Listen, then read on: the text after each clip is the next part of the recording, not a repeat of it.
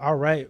Welcome in, founders, emerging managers, angel investors. Thank you for tuning in to another episode of Next Round Ready. I'm your host, Chris. Today we have very special guests. I say that every time, but all my guests are actually special. Today we got Court. Court, welcome to the show. Hey, Chris. It's good to see you.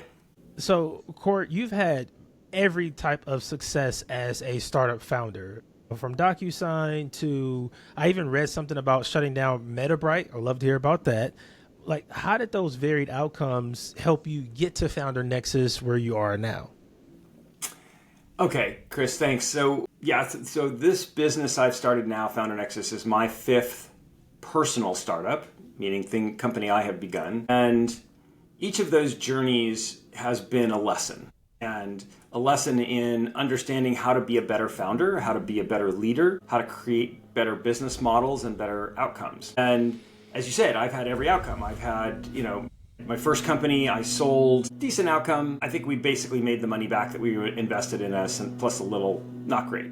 DocuSign was number 2, obviously a stratospheric success. Number 3 was a cash flow business, which had a very interesting run and delivered back very nice positive cash flows to myself and my investors for a number of years. But it reached a logical endpoint. And then number 4 was my big failure. And that one had its own side story, but it was one of these moments in this fascinating, and again, there's a story here, but the short version of that story is that particular company was at a moment in its life cycle where it was a multi-million-dollar company growing 50% a month compounding. Okay? Wow. 50% a month. And even in that rocket ride trajectory, from moment A to moment B, it was dead 90 days. And it was dead in 90 days from a random black swan event that none of us could have predicted. So what it taught me, because you always have to sort of lick your wounds after something blows up like that. What it taught me is no matter how well somebody is executing something and how well it's going, weird stuff can still happen. And stuff can take you out that you have no way to plan for or recover from if and when it happens. And so we talk about the probability of success for founders, and there's a lot you can do. So Founder Nexus is very specifically designed to address the things that founders can do and should do to improve their odds. And there's also this element of chance that comes along, and you just can't do anything about that other than just play the game. And sometimes the ball doesn't bounce your way, and weird stuff happens, and it dies no matter how well executed. In fact, I'm drawn to, there's something I read many years ago called the law of market failure. And it says that 80% of all products introduced ever will fail in the marketplace, even when competently executed. And this is everything from a new flavor of toothpaste. So if Colgate comes out with, cinnamon something toothpaste. Yeah. Or a new AI or a new rocket ship, 80% of those are going to fail all the time. So even as founders, when we put something new in the market, we are slaves to that law of market failure. So again, we're taking an even bigger risk because we're putting something in the market that's never existed before, ostensibly. So it's not like just a new flavor of toothpaste or a new type of dental floss. It's a really new thing. And if 80% of those products fail, it's no surprise that a high percentage of high-tech or high-touch products fail. Don't make And so I think it's an understanding and just getting a rhythm around just stuff fails most of the time, and we're just going to have to keep plugging away. 100%. That makes sense. Okay. So first, I know you're focused on Founder Nexus. That's like the main thing you have right now. And with Founder Nexus, what's the big overall goal? What's the mission there? So to back up for a second, I think to answer that question, I have to put it in context. So I've been a founder now for close to 30 years. I've started a bunch of different companies, DocuSign certainly being the most prominent and noticeable of those companies. And across my journey as a founder, particularly in the venture-backed universe, the thing that struck me right across the forehead was that the best guidance I ever got was from other venture scale founders. And oddly, the worst guidance I ever got came from my investors, advisors, and board members who had not been founders. And here's the thing. I love all those people. They are great people. I have nothing against any of them. And they were giving me the very best guidance they could give me in the moment. And they had high conviction that it was correct. And yet it was often dead wrong. And it was only wrong because they themselves had never sat in the chair of an early stage founder and had to make that specific decision. So from their vantage point, being a very successful executive at some other larger company, it seemed logical and supportable to them, and yet it was situationally wrong. So what Founder Nexus embodies is a solution to that problem, which is to say, I'm gathering the world's venture scale founders. I'm then sub-filtering it for level of experience so that every time we gather as a group, we help problem solve with each other. We share experience specifically to help each of us make better decisions by learning what everybody else did that worked and didn't work. And so ultimately that combination incrementally makes every decision better.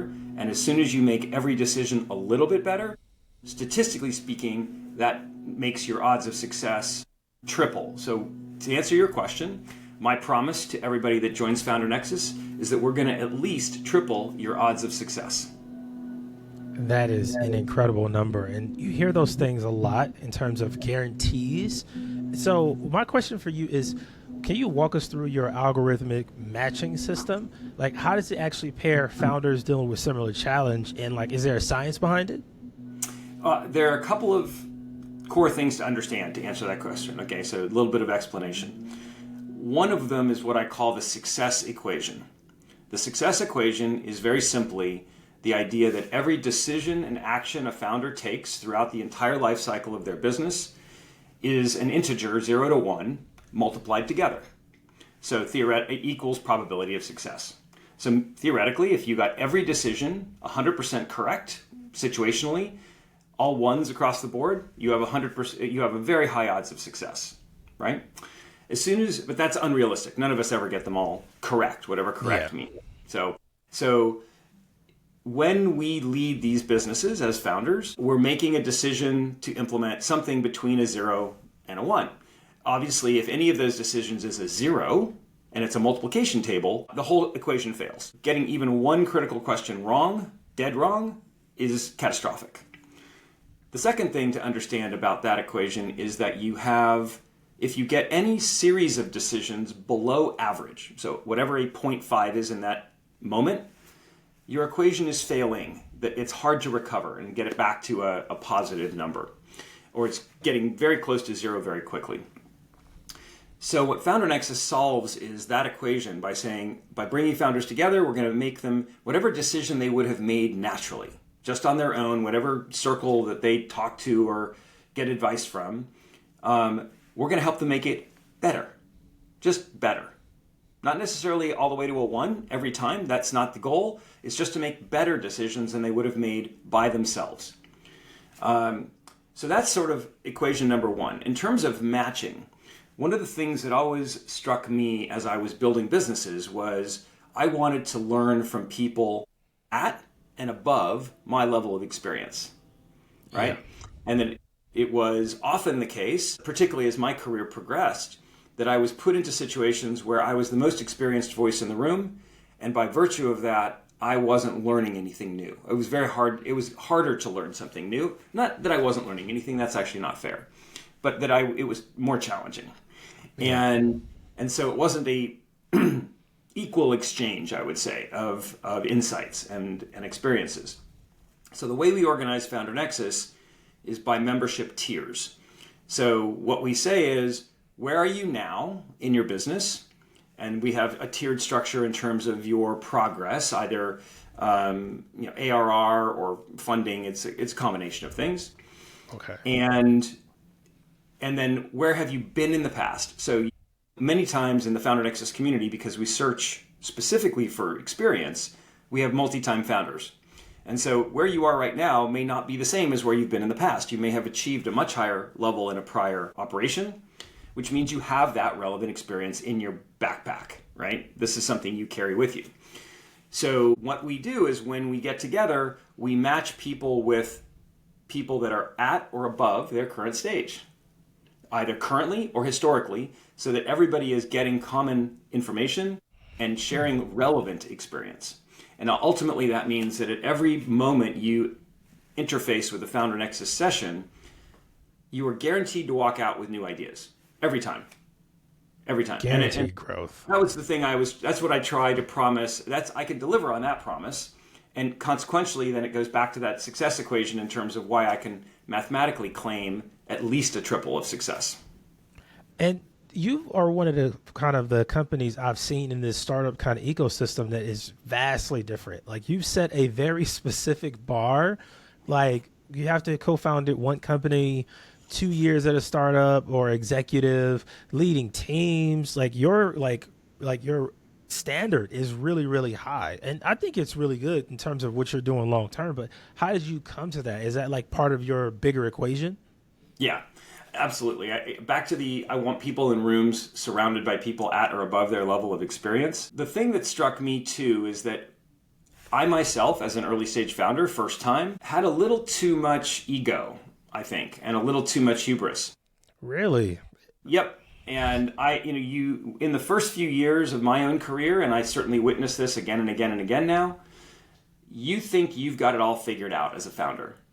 Or you think you've got certain things figured out. You know you don't know how to do certain things, but you're kind of convinced you have the best way forward in something that you're doing. And I think it takes that a little bit of edginess to be a founder in the first place. So I think you have to have that level of personal confidence and conviction. No problem. Life gets in the way. Business gets in the way. And I say that what happens is after the first 3 or 4 years of being a founder, you've accumulated enough scar tissue because you've been slashed and burned enough times at that point to be a little more humble and to listen a little more closely and to recognize that the path you are on, the journey you are trying to undertake, not only is fraught with danger, but all that scar tissue you have accumulated was really painful, and you really would prefer not to have to continue to repeat it. And so learning from the scar tissue of others becomes very valuable to you, and your ears are open a little bit wider, and your willingness to engage and participate is higher. So I'm very happy to work with founders who do not have the same level of experience that I'm seeking in Founder Nexus, but only in the sense that I say, go get that experience, go accumulate that scar tissue that you're going to get after 2, 3, 4 years of doing this. At that point, you're eligible to be a Founder Nexus member, because then you're willing to both engage and listen actively. And that's what I'm looking for. I love that. So I want to talk about the warrant structure that you have within Founder Nexus, where the founders can sort of work together and kind of build those relationships. And how is that working so far in the community? Oh my God, nobody's ever experienced a community like this to begin with. So most communities that everybody has experienced are either a group session listening to a speaker. So you show up, somebody has been promoted as a knowledgeable expert on a topic, they talk at you, and you listen, and then maybe you ask a question or two, and then you disperse. And there's maybe some networking, some light social before and after.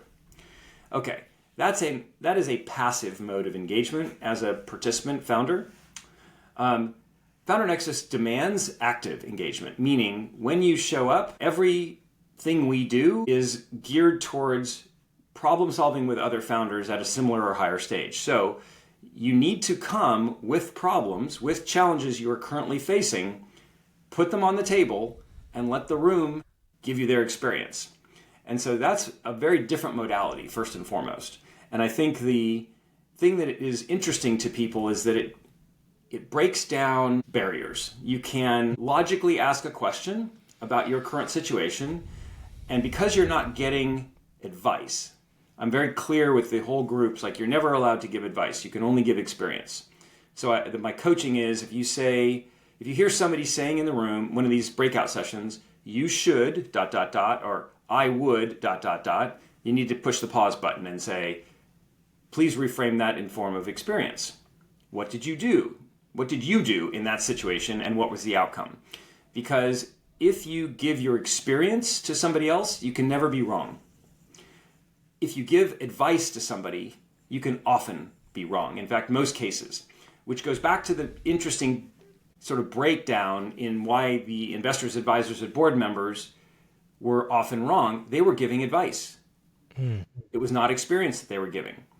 And so it's often wrong. And that's just the way the world works. And so by doing that, we are very consciously forcing people to engage thoughtfully and in a way that will get the most out of every touch point, so they're not coming in a passive mode. So our relationships, we build what I call relationships, not a network. And I'll specify. A network to me is thin. It doesn't have substance. I might have hundreds of thousands of people in my LinkedIn, in my whatever. I don't probably know but a tiny fraction. I mean, where I have a real relationship. To me, a relationship, as different from a network, is a relationship that I have has the ability to have mutual impact, meaning I have the ability to impact the outcome of that other person. I have enough knowledge, and they have the ability to impact me. That's a relationship. So what we build at Founder Nexus are relationships, impact-based connections, not a network.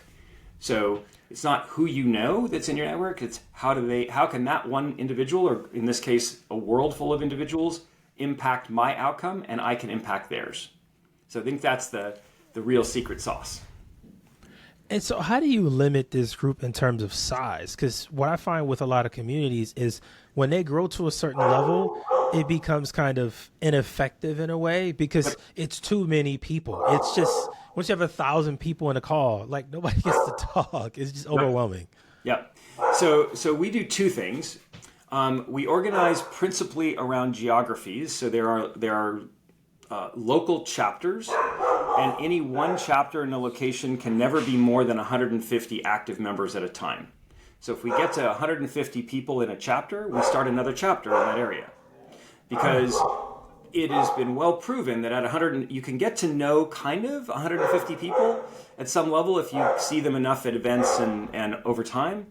After that, you stop really feeling like you know them. And our goal is to create local connections combined with global inputs and global experience.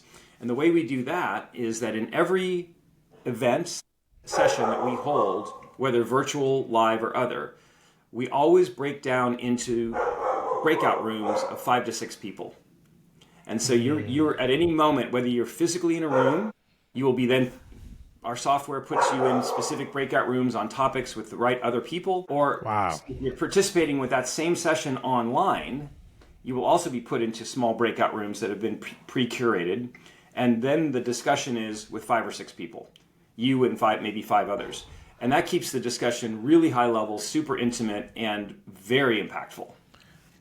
I agree, because I've been a part of communities where it just gets too large and it kind of goes nowhere at a certain point, man. And if the point of the community is for us to connect, I just believe it has to be like less than 10 having that conversation, even at like dinners and stuff. I think 10 is like the optimal number for people to really connect and get something from it versus just as many people as you can get. Kind of that scarcity approach. It doesn't work.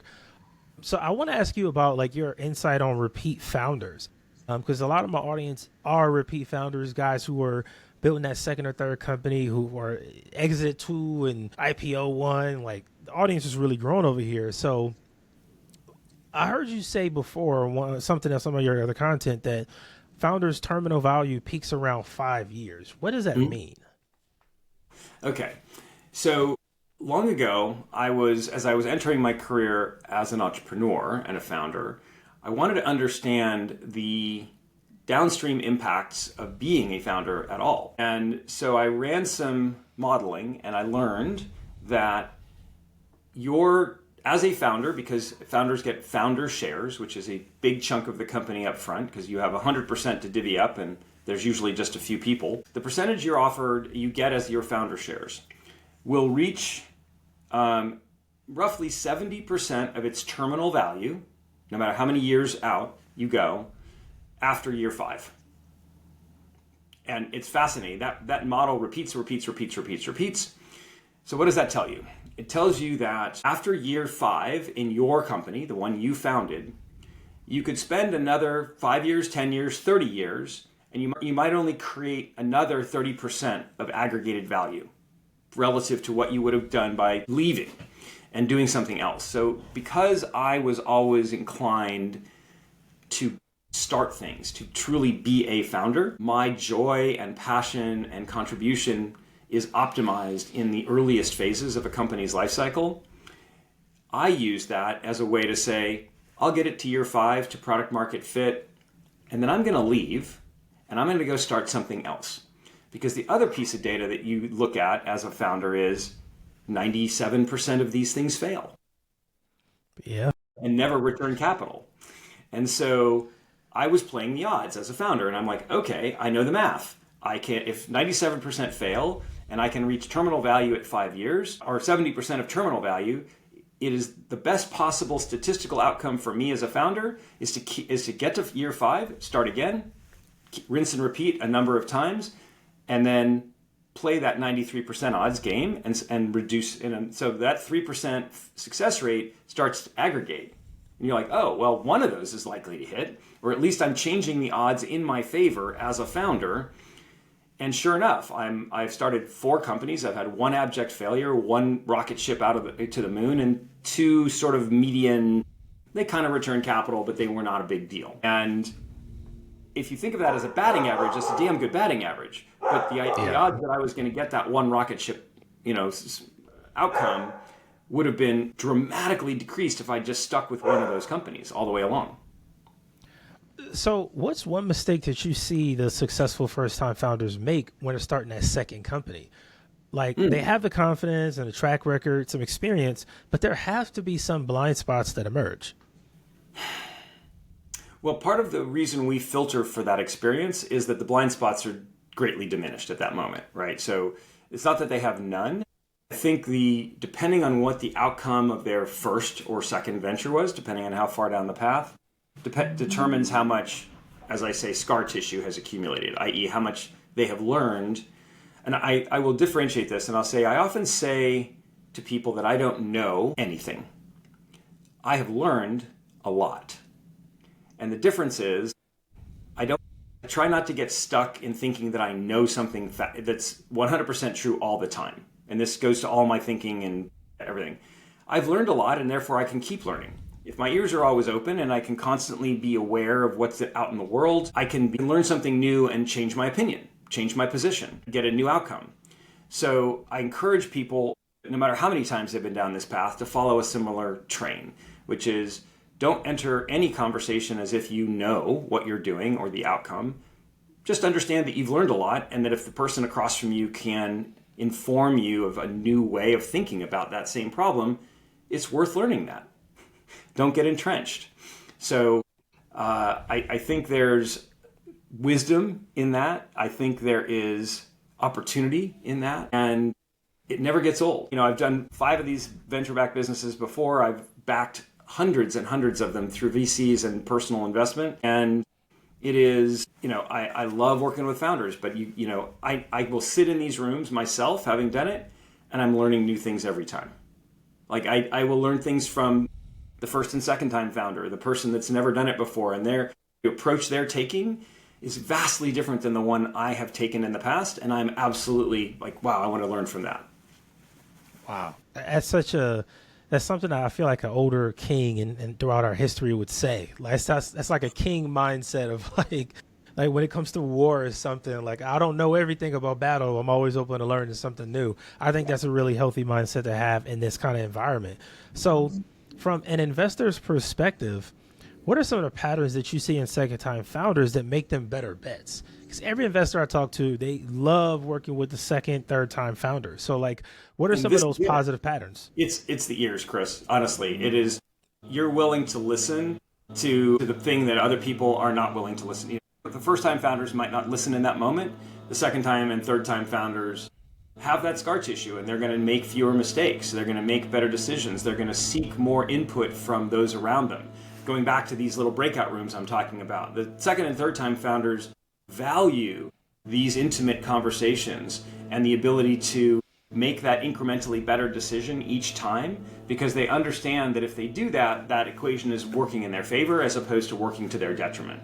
And I think any of us that have been investors a long time, that's the first thing I look for. Is this founder listening and willing to take input and experience and actively apply it appropriate to their outcome? The thing I think often gets missed in that statement is appropriate to their outcome. Because go back to the thing I said earlier, advice versus experience. If I tell you my experience, it's actually up to you to determine which part of what I tell you is applicable to your journey and apply that.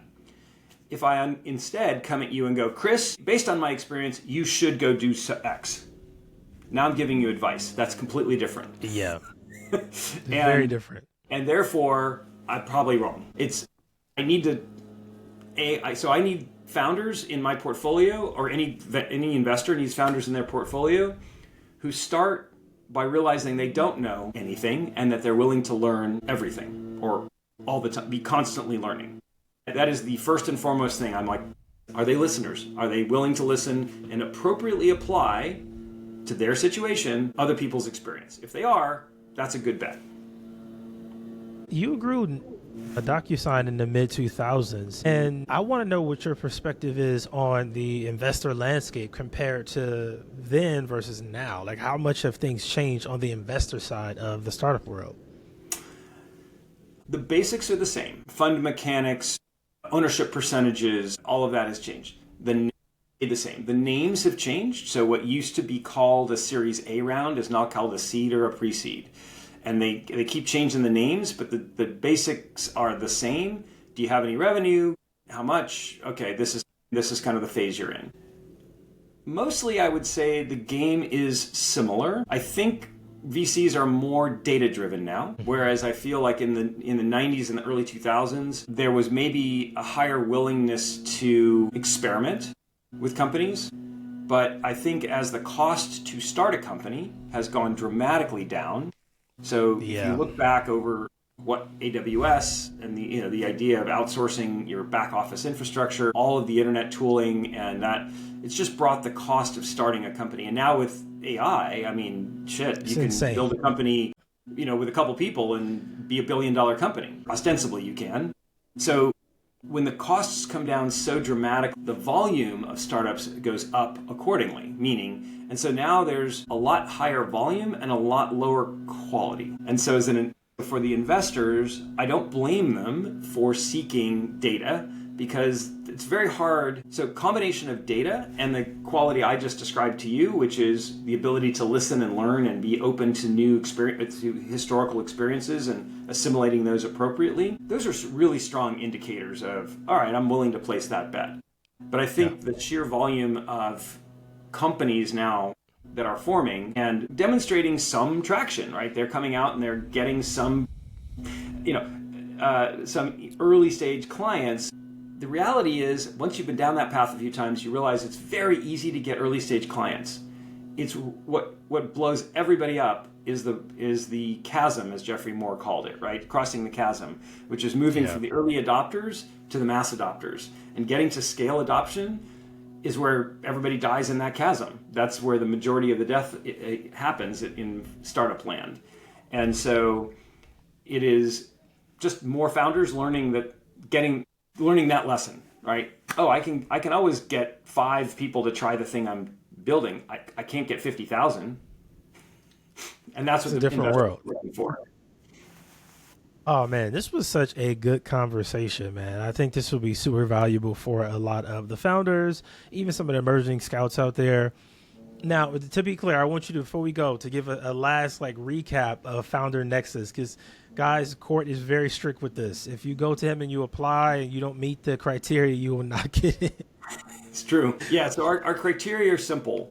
We're looking for founders that have done at least one startup before, could be the current one they're operating, for at least 3 years. We want you to have at least 3 years under your belt, per the aforementioned reasons. We want you to have some experience raising capital that's not friends and family. So it could be an angel round, it could be a VC round. So a safe is fine, but just something where It's not people that know you. You're raising it from somebody that doesn't know you. And we're looking for people that are trying to build something we define as venture scale, which means your pitch deck or your ambition is to build something that not only will require venture capital, but says in the deck somewhere that it's going to have north of $100 million annual run rate. And if you meet those criteria, then you can apply. You'll be accepted to come to a couple of events. And we require that everybody attend one or two events in order to not only determine for themselves if our community is right for them and the way we approach problem solving and leveling everybody up, we are simultaneously evaluating them, and they must be actively invited to become a member. And they're being invited because their contribution to the group was viewed as a valuable addition. And so the other members will be saying, is this person's contribution something that I would get value from, in which case then an invitation is offered. The events are like virtual, right? We do, depending on every geography has both in-person and virtual events. So our various chapters, I mentioned these, max 150 person chapters, will have probably 2 in-person events a month, sometimes more. And then again, these are all voluntary, so people show up as they choose. And then we will be having for each chapter, 10, 20 virtual events a week that they can sign up for, which are very topically and stage specific.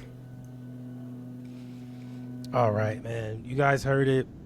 That's the criteria. I didn't make it. Court did. It's a high standard, but you're guaranteed to be around high quality people making some real progress. Court, this was amazing. Thank you for being here, being such an amazing guest. Chris, thank you so much. It's been a pleasure today. I really enjoyed it.